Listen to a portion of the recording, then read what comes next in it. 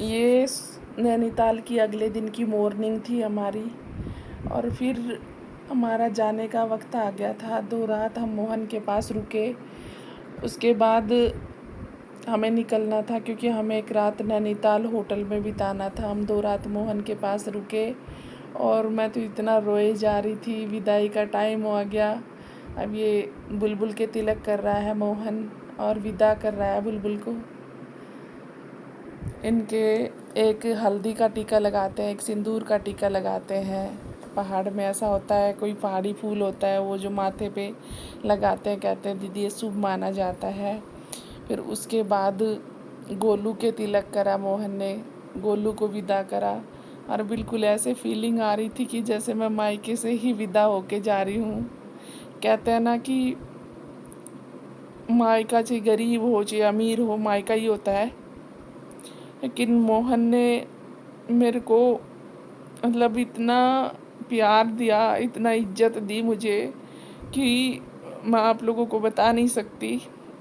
ये सही बात है, दिल के रिश्ते खून के रिश्ते से बहुत बड़े होते हैं। और मैं हमेशा अपने छोटे भाई का ध्यान रखूँगी, इसके साथ रहूँगी हमेशा। इसने मेरे को बहुत प्यार दिया, बहुत इज्जत दी। और उसके बाद हेमा ने टीका किया, बुलबुल के गोलू के दोनों ने अलग अलग विदा किया इन दोनों को। हम मना करते रहे कि भाई पैसे वैसे नहीं दो, लेकिन ये बोले कि पहली बार आए हो तो ऐसा हम करेंगे। तो मैंने भी मना नहीं करा, उनका इनका मन है करने दो, जो कर रहे हैं ये हमने मना नहीं करा। लेकिन मैं बहुत रो रही थी उस टाइम, मुझे बहुत बुरा लग रहा था। मतलब 3-4 दिन हम ऐसे रहे जैसे जन्नत में। उस दिन हमारा ये प्रोग्राम था कि हम यहाँ से सीधा विदा होके निकल रहे थे। हमारे बैग वैग सब पैक कर लिए थे हमने। और फिर हमारे बैग सब गाड़ी में ही रहते। नीम करौली बाबा जाना था हमें और नैनीताल घूमने जाना था। तो मैं पूछ रही थी कि भाई ये सब हल्दी और ये सिंदूर का क्या सिस्टम है, वो सब बता रही थी हेमा ने गाड़ी के पहिए पे पानी डाला और ठंडा किया गाड़ी के पहिए को। और गोलू की कुछ तबीयत ठीक नहीं थी, तो वो उसे मोहन मामा के साथ स्कूटी पे जाना था। और फिर हम निकल लिए थे। हेमा बहुत रोई, हम भी सब रोए, हम एक दूसरे से बिछड़ने से।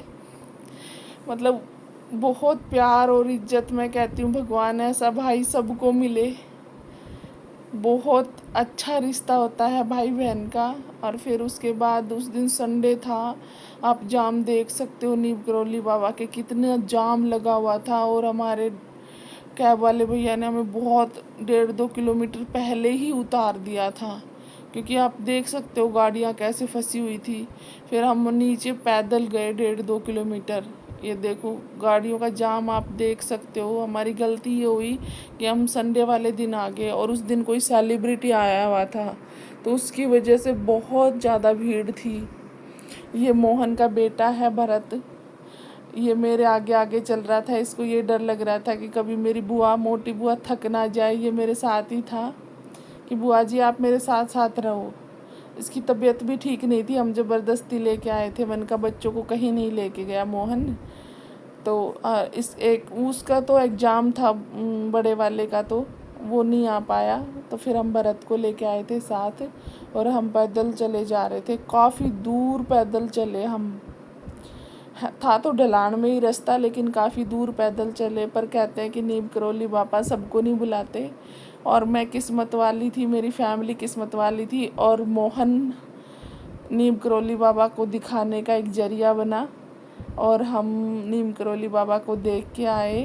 मतलब वहाँ पे एक इतना सुकून मिला, बहुत ज़्यादा। ये देखो अभी भी गाड़ियों की लाइन लगी हुई है और हम चले जा रहे हैं गाड़ियों से बच बच के। मतलब जो गाड़ी फंसी हुई थी ना, वो निकल नहीं पा रही थी, बड़ी मतलब जाम लग रहा था। तो जो पैदल उतर के चले गए वो टाइम पे पहुंच गए थे। मतलब पैदल ये बुलबुल जा रही है और यहाँ पे से नीम करौली बाबा का पूरा दिख रहा था। ये देखिए पूरा दिख रहा था ये। अंदर तो आपको पता है, अंदर तो कैमरा बंद करवा देते हैं। यहाँ पे सर्टिफाइड दुकान थी जहाँ पे हमने प्रसाद लेना था। मोहन प्रसाद लेने गया था और मोहन और गोलू पहले ही पहुँच गए थे, क्योंकि ये स्कूटी पे थे, ये नहीं चले, ये दोनों सही रहे। हम बहुत पैदल चले, गाड़ी में थे हम बहुत पैदल चले।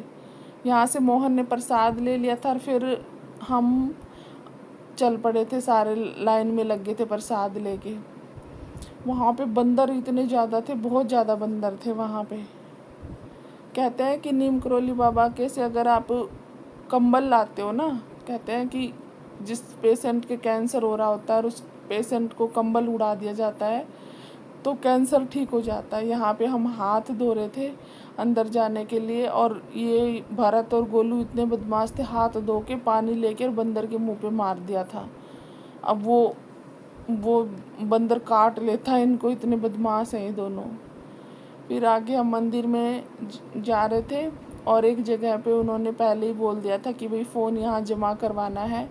तो यहाँ तक तो हमने रिकॉर्ड करा नीम करोली बाबा का। और फिर उसके बाद बेल्ट, जो बेल्ट होती है चमड़े की, रेक्जिन की जो होती है, पता नहीं चमड़े की होती शायद, उसको और फ़ोन को जमा करवा रहे थे। फिर उसके बाद हम निकल लिए थे नैनीताल। नैनीताल हम गए, उस दिन बारिश भी हो रही थी। नैनीताल में हमें नैना देवी का मंदिर देखना था और नैनीताल घूमना था। ये देखो पूरा नैनीताल, मतलब ये स्टेडियम था यहाँ पे, पूरा नैनीताल बस नैनी झील के किनारे किनारे बसा हुआ पूरा नैनीताल। यहाँ हम नैना देवी के मंदिर में आ गए थे। यहाँ पे भी पता नहीं मंदिरों में फ़ोन बंद क्यों करवा देते हैं। मैं आगे आगे आ रही थी, यहाँ पे भी फ़ोन बंद करवा दिया था। यहाँ पे भी नैना देवी का बहुत सुंदर मंदिर था। यहाँ पे भी कहते हैं माता सती की आँख का हिस्सा गिरा था यहाँ पे, और उनके आँख के हिस्से में, मतलब आँख से जो जल निकला था, जो आंसू निकला था, उससे ये झील बनी थी, उसी से नैनीताल बना था। ये नैनी झील है, माता सती की आँख से आंसू निकला था, उससे झील बनी थी और इसी से नैनीताल बना था। नैनी झील के किनारे पे है, देखो पूरा नैनीताल शहर नैनी झील के किनारे पे है। यहाँ पे हमने बोटिंग करनी थी। मेरे बच्चे कह रहे थे मम्मा बोटिंग करेंगे यहाँ पे, लेकिन हम चाह रहे थे कि बोटिंग हम ऐसी करें कि भाई सारी फैमिली एक ही बोट पे आ जाए, क्योंकि भरत भी था, मोहन भी था, हम सब थे। तो फिर यहाँ पे हमने बोटिंग नहीं करी। यहाँ पे वैसे चार्ज ज़्यादा नहीं था बोटिंग का, बट हमने यहाँ पे बोटिंग नहीं करी। फिर हमने अगला जो व्लॉग डालूँगी उसमें देखना आप, 7 ताल पे गए हम, वहाँ पे बोटिंग करी थी हमने। ये देखिए पूरा बहुत सुंदर दृश्य था, बहुत अच्छा लग रहा था। ठंड भी हो रही थी वहाँ पे, गर्मी भी हो रही थी, सब बहुत भीड़ थी, बहुत ज़्यादा भीड़ थी। ये देखिए भीड़ देख लीजिए आप, कितनी भीड़ थी वहाँ पे। ये देखो भीड़, और यहाँ पे है ना लड़कियाँ ड्रेस पहन के छोटी छोटी फ़ोटो खिंचवा रही थी, वीडियो बनवा रही थी। ये देखो इस बच्ची ने कितना प्यारा ड्रेस पहना हुआ था। ये इसकी मम्मा इसकी वीडियो बना रही थी, फ़ोटो खिंच, मतलब यहाँ पे किराए पे मिल रहे थे लहंगा, पहन के आप फ़ोटो खिंचवाओ जैसे मर्जी। ये देखिए ये लहंगे मिल रहे थे, हर साइज़ के लहंगे थे और खूब सुंदर सुंदर लहंगे थे। मैंने कहा था बुलबुल से, बुलबुल तू खिंचवा ले, तो बुलबुल के नाप का लहंगा ही नहीं मिला, वो लंबी ज़्यादा है। और यहाँ पे देखो बोट तैयार हो रही थी। ये टूटी हुई बोट को कुछ इस टाइप से तैयार करते हैं, जो मतलब नीचे से छेद हो जाता है, जो भी है। फिर हम पहुँचे थे घोड़ा खाल मंदिर। वहाँ पे आपको पता है यहाँ पे मतलब घंटियाँ ये दिख रही हैं आपको, लाल कपड़े में बंधी हुई, ये सब घंटियाँ हैं यहाँ पे। पता नहीं कितनी घंटियाँ, मैं तो ये नहीं बता सकती आपको इतनी घंटियाँ। और मैं इतनी भयंकर थक गई थी कि मेरे से चला नहीं जा रहा था।